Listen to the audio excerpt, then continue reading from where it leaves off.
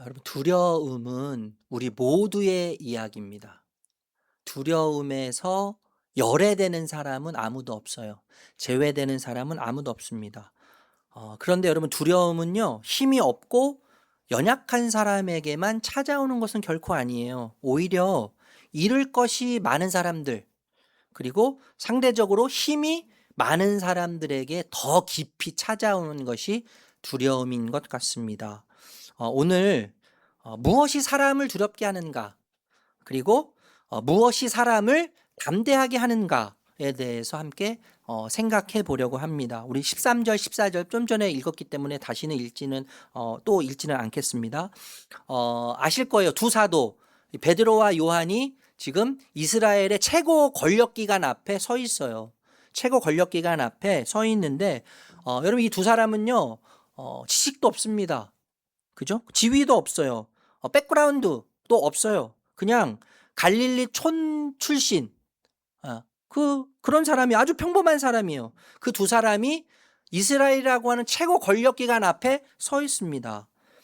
여러분, 위축되는 것은 당연한 것 아니겠어요? 눈치를 보면서 그 권위 앞에, 그 화려함 앞에, 그 막강한 세력 앞에 무려 71명이나 되는 공의회원들 앞에 있는 그 초라한 두 사람은 위협당할 수밖에 없는 것이죠. 위축될 수밖에 없는 것입니다. 당연한 거예요. 그런데 여러분, 앞으로 이제 우리가 함께 살펴보겠지만 상황은 정반대라는 것이죠. 상황이 지금 뒤바뀌어 있습니다. 베드로와 요한에게서요, 엄청난 대단함이, 그 담대함이 뿜어져 나와요. 지금 이 두 사람은 율법 학교 근처에 가본 적도 없어요. 교육을 제대로 받아본 적도 없습니다. 그런데 베드로의 입에서 쏟아지는 답변과 그리고 그의 말은 거침이 없어요. 거침이 없을 뿐만 아니라 그가 말하는 논리는 너무나 날카롭습니다. 예.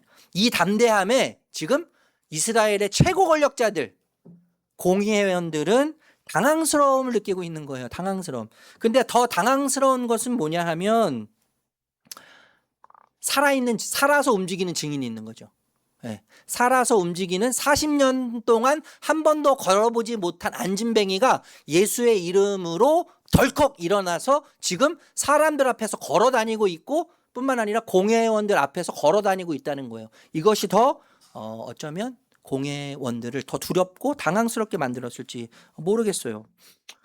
여러분, 이 두 사람에게요, 베드로와 요한에게는요, 스승 예수의 냄새가 묻어 있는 것 같아요. 세상 권력과 세상의 어떤 것도 두려워하지 않는 담대함이 아주 짙게 배어 있는 것처럼 느낍니다. 최고 권력가들은 그들의 모습을 보면서 당황하지 않을 수 없고 무서워하지 않을 수 없는 상황에 처해져 있습니다. 여러분, 베드로를 한번 생각해 보세요.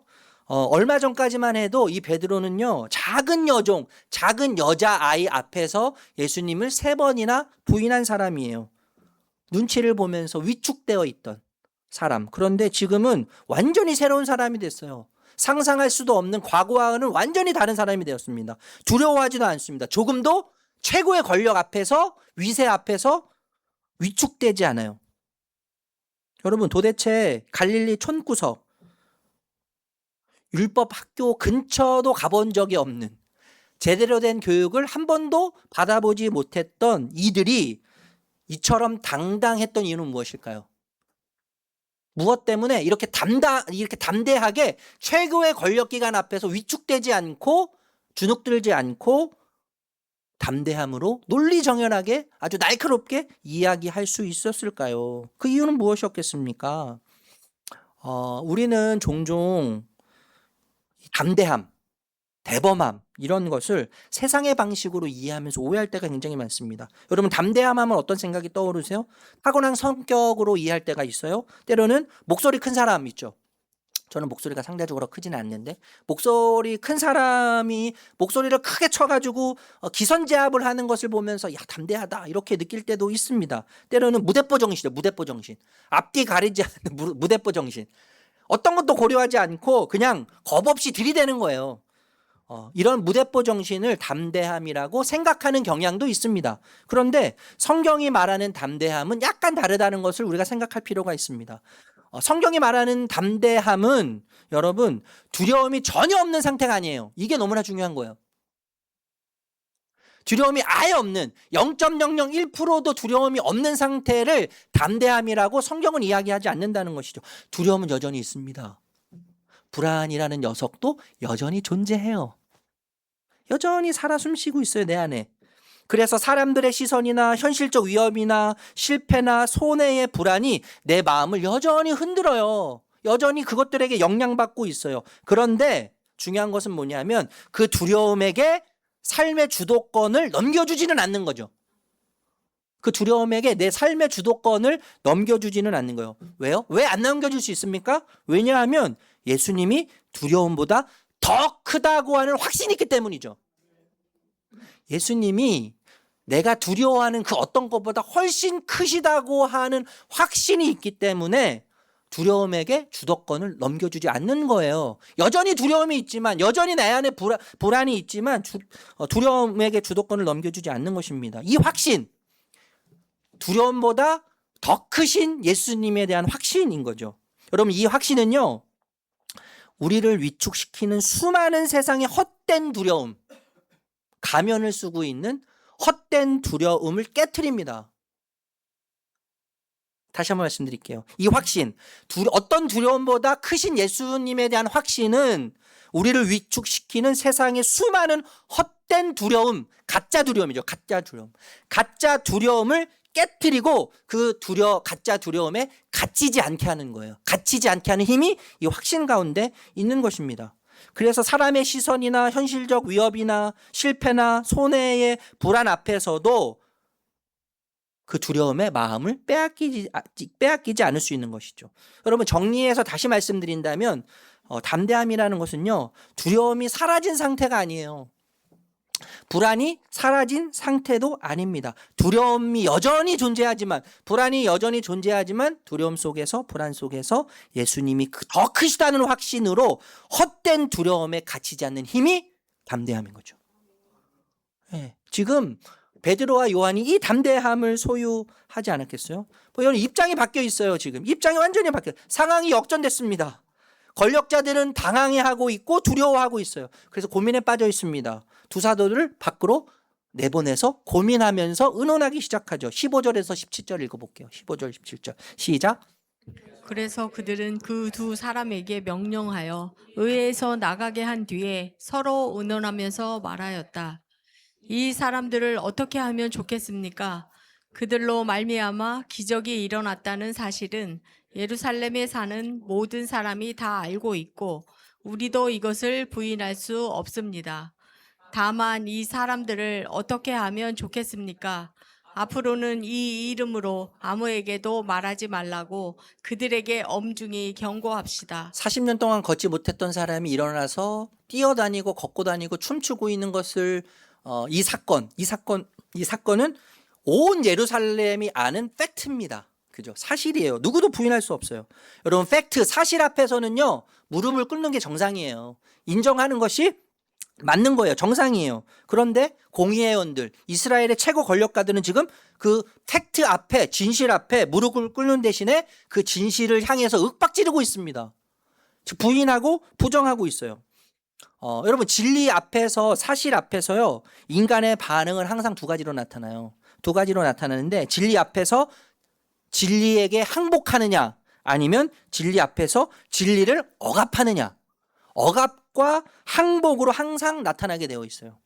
그런데 여러분, 이 억압, 진리에 대해서 진리를 억압할 때 억압하는 이면, 또 다른 면에는요, 지독한 두려움이 숨어 있다는 겁니다. 이게 중요한 거예요. 우리가 진리를 직면할 때 우리 인간은 반응해서 그 진리에 항복하고 두 손 들고 그것을 받아들이거나 아니면 억압하는 거예요. 부인하고 부정하는 거예요. 부인하고 부정하고 억압하는 경우는 이면에 다른 무언가가 있다는 거예요. 지독한 두려움이 숨어 있다는 것입니다. 이 두려움이 하나처럼 보일 수 있지만 엄밀히 따지고 보면 여러 겹으로 두려움이 쌓여 있다는 것을 발견하게 됩니다. 여러분, 이스라엘의 권위자들, 특권층, 최고의 권위자들을 생각할 때 이들이 두려워했던 것들이 이런 것들이지 않았을까라는 생각을 하게 됩니다. 기득권을 잃을까 봐 두려워하지 않았을까요? 기득권?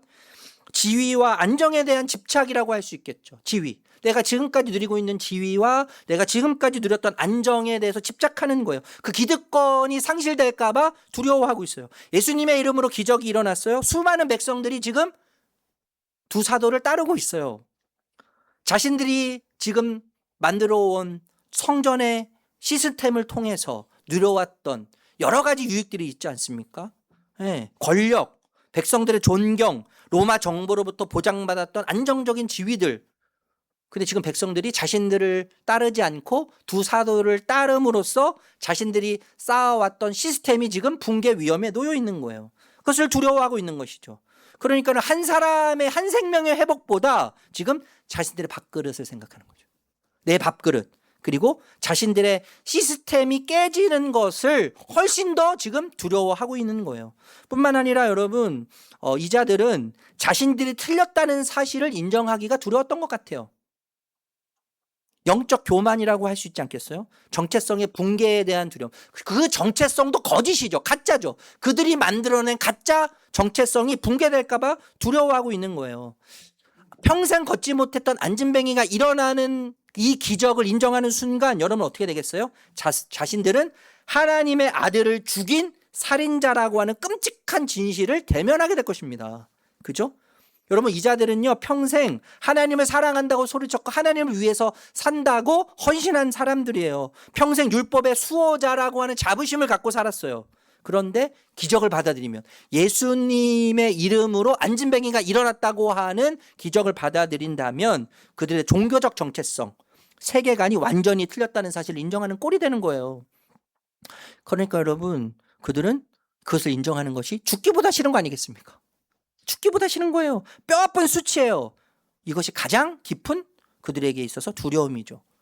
저는 이것을 자아성찰의 두려움이라고 이야기하고 싶어요. 자아성찰. 나를 보는 건 너무 고통스럽습니다. 나의 상처를 보고 나의 밑바닥을 보는 건 너무너무 고통스러운 거예요. 어떤 문제를 통해서 어떤 관계를 통해서 나라고 하는 존재가 계속 드러날 때 죽기보다 힘든 것이 나를 보는 거죠. 나를 끊임없이 찌르죠. 진리가. 그렇지만 그 진리는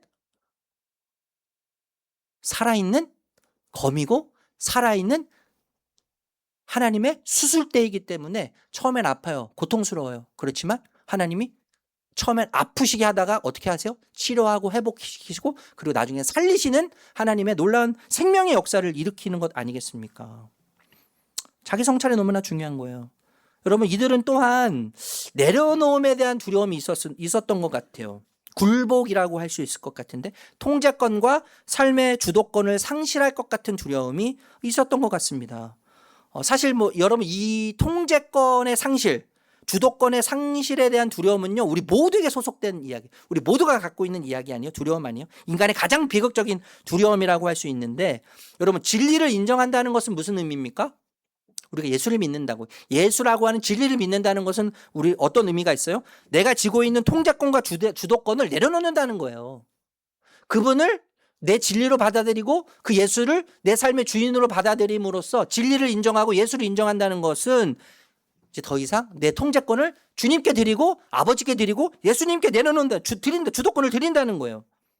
여러분 공회의원들은요 하나님이 믿는다고 말했지만 실제로는 하나님마저도 자신들의 종교 체계 안에서 가두고 싶어 했어요. 가두고 싶어 했어요. 예수는 부활하면 안 됐어요.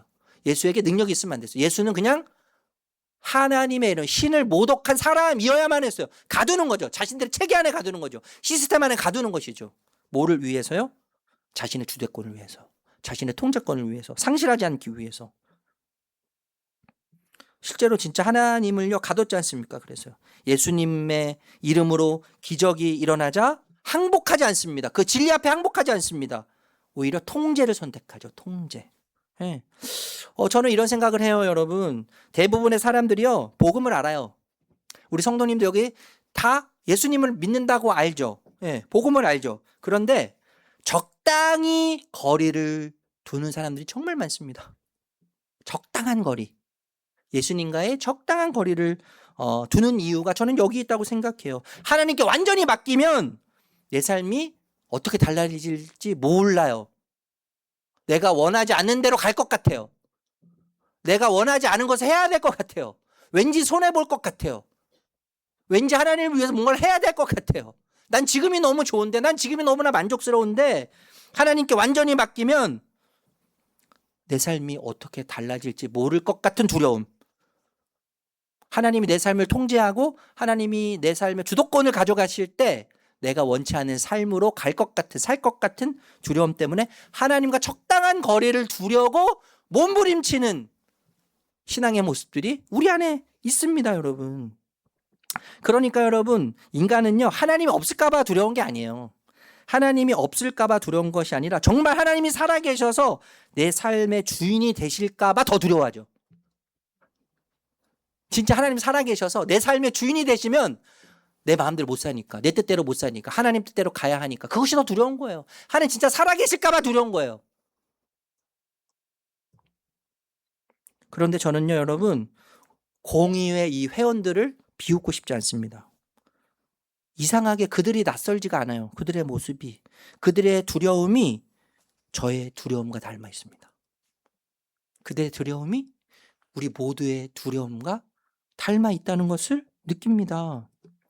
여러분, 인간은요, 두려움을 감추기 위해서 본능적으로 성을 쌓아요. 성, 나만의 성.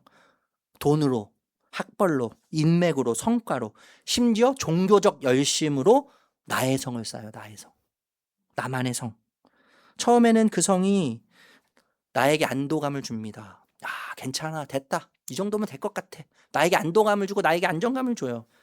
그러나 성이 높아지면 높아질수록 이상하게도 함께 두려움이 커져간다는 것을 느끼게 될 거예요.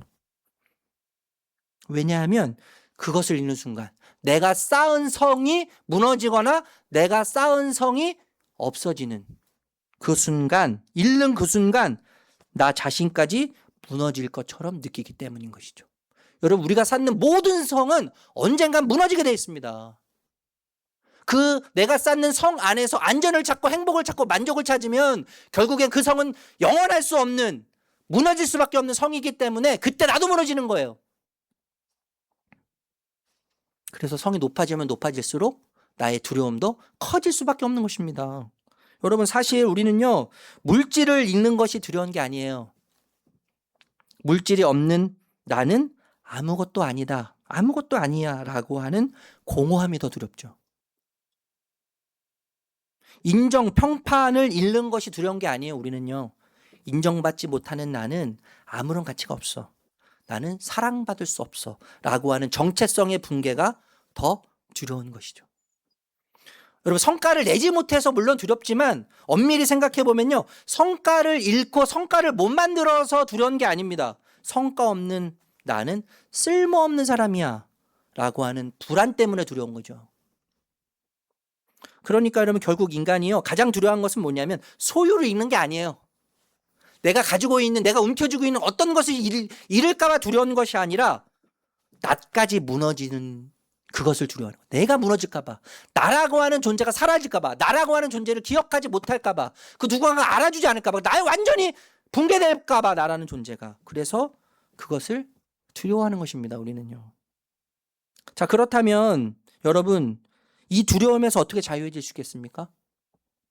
이 두려움, 무너질 것을 두려워하면서 성을 쌓고 있지만 여전히 더 큰 두려움을 느끼는 우리 일상에서, 이 두려움에서 우리는 어떻게 자유할 수 있겠습니까? 여러분, 잘 들으세요. 더 강해지셔야 돼요. 더 강해지시라고요. 더 담대해지셔야 됩니다. 그렇게 살아셔서는 안 돼요. 너무 약해서 안 돼요.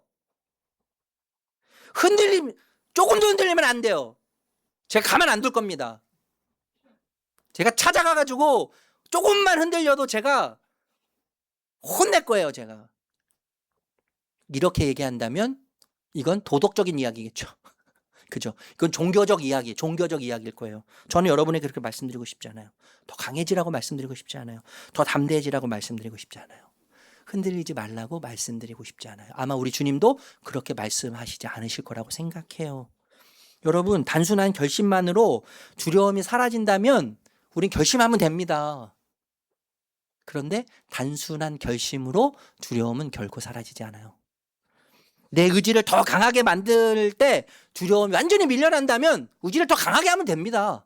그런데 우리는 강한 의지를 갖는다고 해서 두려움이 밀려나는 것을 경험하지 않아요. 여러분, 나만의 성을 쌓는다고 해서 두려움의 문제가 해결된다면 저는 여러분에게 성을 끊임없이 쌓으라고 말씀드리고 싶어요. 그렇지만 나의 성을 더 높이 쌓는다고 해서 안전해지는 것도 아니에요.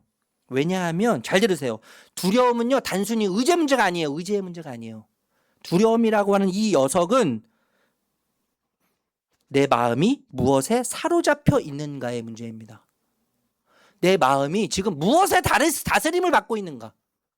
내 마음이 지금 무엇으로 충만해 있는가? 무엇에 사로잡혀 있느냐의 문제이기 때문에 의지의 문제로 결단한다고 해서 두려움이 사라지는 게 아니라는 거예요. 그래서 여러분, 두려움은요, 강한 의지로 밀어내는 것이 아니라 더 큰, 두려움보다 두려움을 압도하는 더 강력한 어떤 것이 내 마음에 들어와서 내 마음에 채워져야 되지. 그럴 때 두려움이 물러나게 되는 것입니다. 스코틀랜드 신학자 중에요, 토마스 찰머스라고 하는 분이 이렇게 이야기했어요. 새로운 사랑에 몰아내는 힘. 새로운 사랑에 몰아내는 힘. 여러분, 낡은 두려움을 의지로 몰아낼 수는 없다는 거예요.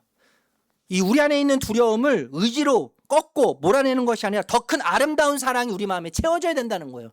더 큰 아름다운 사랑이 우리 마음에 채워질 때 그 두려움은 힘을 잃는다고 이야기했습니다. 여러분, 복음이 그것을 이야기해 주지 않아요? 복음이 더 큰 사랑을 우리에게 보여줍니다. 여러분, 인간을 위해 창조주가 죽는 이야기,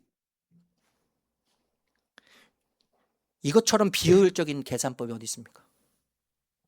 인간이 신을 위해 죽어도 부족한 판이에요. 그죠? 창조주가 인간을 위해 죽었다고 하는 이 비현실적이고 이 비합리적이고 비효율적인 계산법,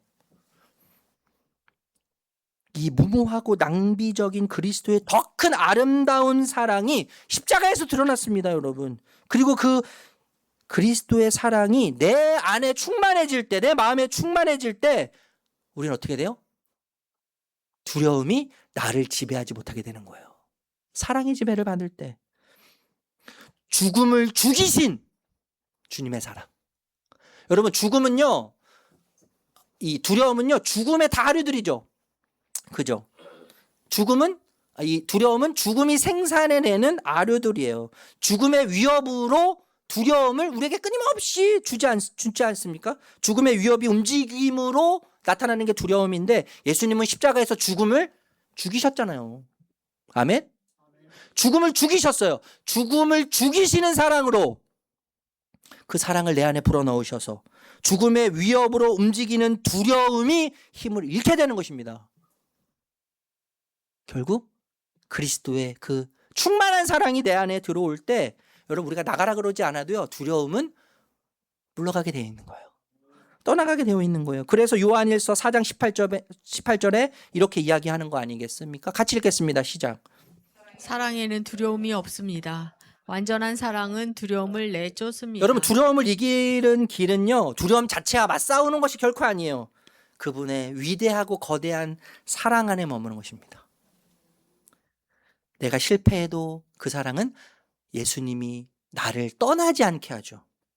내가 무너져도 나를 다시 찾아오시는 사랑으로 충만한 그분, 죽음도 끊을 수 없는 그 사랑 앞에 설 때, 그 위대한 사랑 앞에 설 때, 그 위대한 사랑 앞에 잠식되고 그 위대한 사랑 앞에 잠길 때, 여러분, 두려움은요, 설 자리를 잃게 되는 것입니다.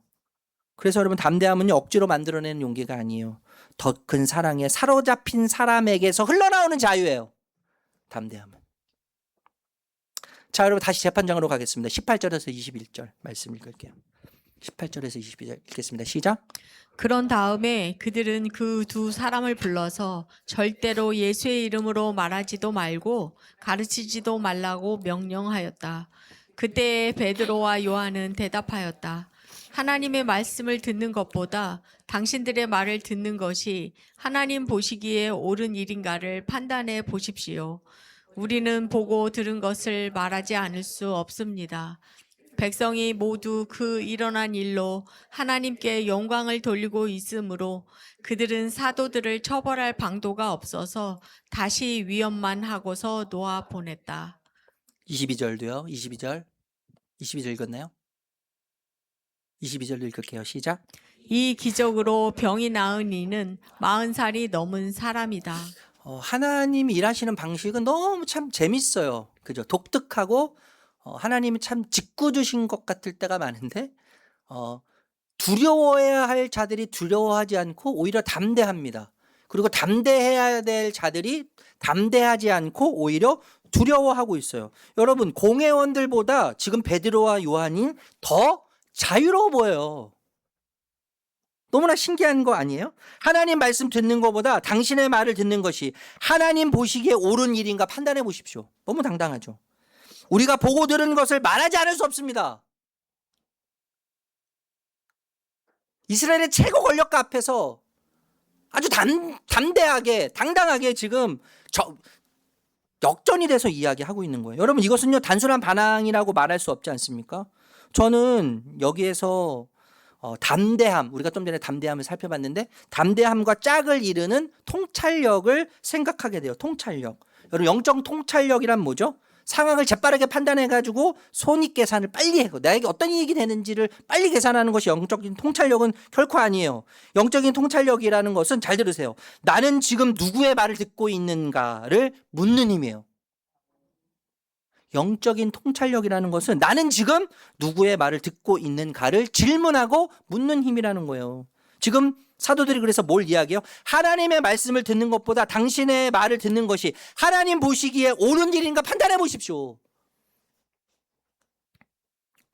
나는 지금 누구의 말을 듣고 있는가를 질문하는 거예요. 끊임없이 질문하면서 이 질문을 통해 무엇이 하나님께 속한 것인지, 그리고 무엇이 하나님이 기뻐하시는 것인지, 무엇이 하나님을 대신하려고 하는 건지, 하나님을 대체하려고 하는 것인지를 구별하는 힘이 바로 영적인 통찰력이라고 할 수 있을 것 같습니다.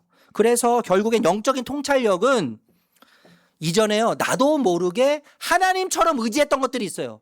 하나님처럼 의지하면 안 되는 대상, 의지할 수 없는 대상임에도 불구하고 하나님처럼 의지했던 대상들이 있어요. 분명. 사실 그것들이 결코 의지할 대상이 아니었다는 것을 깨닫고 분별하도록 하는 것이 영적 통찰력입니다.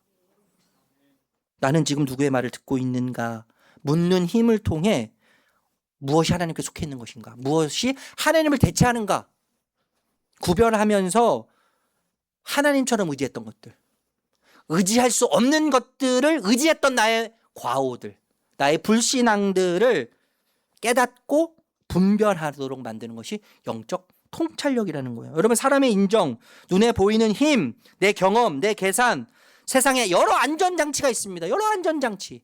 나의 삶을 안전하게 만들어주는 수많은 장치들이 있어요. 그런데 영적 통찰력이 내 안에 생기는 순간, 하나님께 질문하는 힘이 내 안에 들어오는 순간, 그것들이 나를 붙들어 줄 것처럼 보였지만 결국 그것들이 하나님을 대신할 수 없음을 깨닫게 되는 것이죠. 그러므로 여러분, 영적인 통찰력은요 단순한 판단력이 아닙니다. 내가 붙들어야 할 음성, 내가 들어야 할 음성과 내려놓아야 할, 의지하지 말아야 할 대상을 구별하게 하는 영적 시력이라고 할 수 있는 거예요. 여러분, 우리는요 매일매일 무언가의 말을 들어요. 누군가의 말을 듣습니다. 돈의 말도 들어요. 돈의. 성공의 말도 듣습니다. 불안의 말도 듣습니다. 사람의 말도 듣습니다. 그런데 문제는 뭐냐면요, 우리가 세상의 소리를 하나님의 말씀보다 더 크게 듣고 있다는 사실조차 모를 때가 있다는 거예요.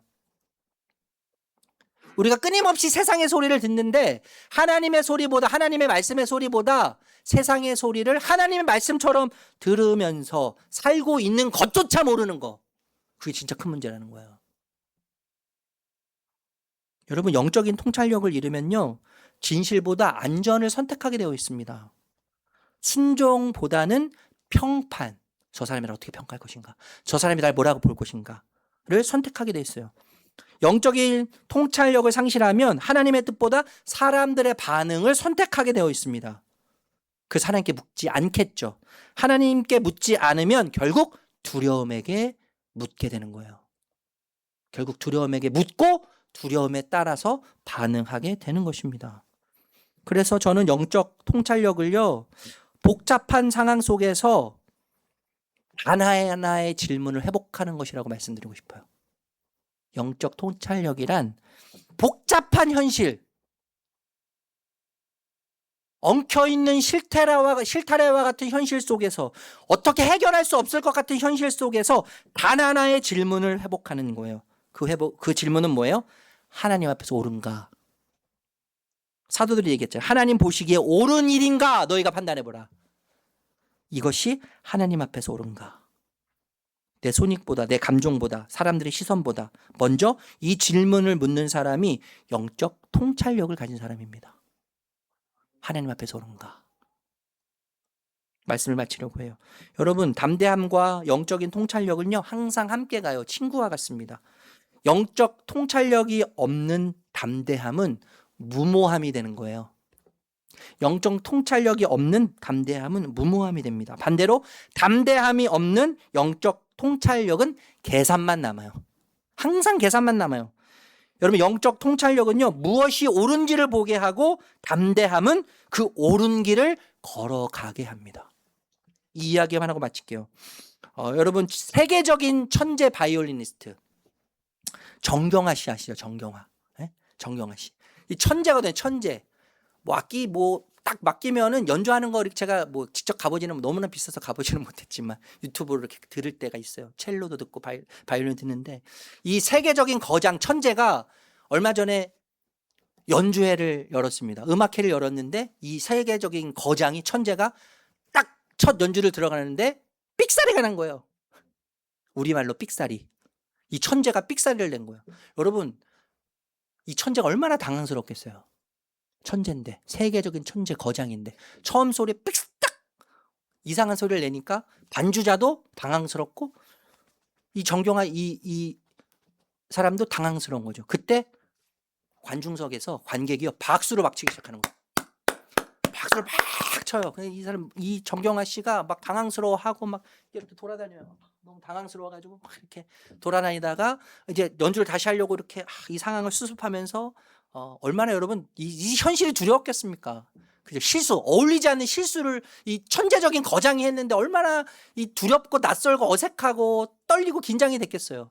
그런데 그 박수가 맞춰지는 그 순간에 관객에서 한 사람이 큰 소리로 말을 하는 거예요. 그 말이 뭐냐면 사랑해요. 정영아 씨를 향해서 그 실수한 그 거장인 정영아 씨를 향해서 사랑해요 이렇게 얘기하는 거예요. 그때 관객이 더 큰 박수를 막 칩니다. 그러면서 막 소리를 막 환호성을 막 쳐요. 와 화이팅 하면서 막 박수를 너무 크게 치는 거예요. 그때 정영아 씨는 제가 볼 때는 안도감을 느꼈던 것 같아요. 그 사랑해요라는 그 말. 그 세계적인 거장이 말도 안 되는 실수를 했을 때 사랑해요. 사랑해요. 관객이 막 더 큰 박수를 막 치면서 막 환호성을 하면서 그때 힘을 다시 얻어서 무대의 공기가 완전히 바뀌는 것을 느끼면서 이 정경화 씨는 사랑을 힘입어 다시 마음을 가다듬고 연주를 하고 연주를 아름답게 마칠 수 있었습니다. 여러분, 우리는요 인생이라고 하는 무대에서 얼마나 많이 자주 틀리는지 몰라요. 얼마나 많은 실수를 하는지 모릅니다. 저도 담임 목사 2년 반, 이제 2년 반 개척하고 2년 반 됐는데 매일 새로워요. 매일 새로워. 이 목회가 매일 새로워요. 늘 새로워요. 매일 처음 가보는 길이니까 실수할 때가 너무나 많아요. 실패하고 이거 어떻게 해야 되지? 이거 어떻게 해야 되지? 하나님께 묻기도 하고 우리 집사님들께 묻기도 하고 처음 가보는 길이기 때문에요. 너무나 자주 틀려요. 담임 목사는 얼마나 많이 틀리고 얼마나 많은 실수를 하는지 몰라요. 믿음의 박자를 놓칠 때도 많고요. 순종의 음정을 잃을 때도 많고 두려움 앞에서 멈춰설 때도 있습니다. 제가 두려움이 많아서 두려움 앞에서 멈춰설 때도 있어요. 그러나 그때마다 주님의 사랑이 두려움을 몰아내는 것을 경험해요. 주님의 더 큰 두려움보다 훨씬 큰 두려움을 압도하는 그 주님의 사랑이 내 마음속에 깊이 들어와 그 두려움을 압도하고 몰아내는 것을 경험합니다. 그래서 더욱 담대하게 변하는 새로운 공기를 느끼게 됩니다. 여러분, 그 사랑이 세상의 소음에서 하나님의 음성을 분별하게 만들 것입니다. 오늘도 주님 우리에게 말씀하고 계세요. 주님의 사랑의 음성을 듣고 헛된 두려움에 묶이지 않는 담대함으로 하나님 앞에서 옳은 길을 선택할 줄 아는 영적 통찰력으로 다시 믿음의 연주를 주님과 함께 시작할 수 있는 이번 한 주간을 살아내시는 우리 모든 성도님들이 되시기를 아름다운 주님의 이름으로 축복합니다. 축복합니다.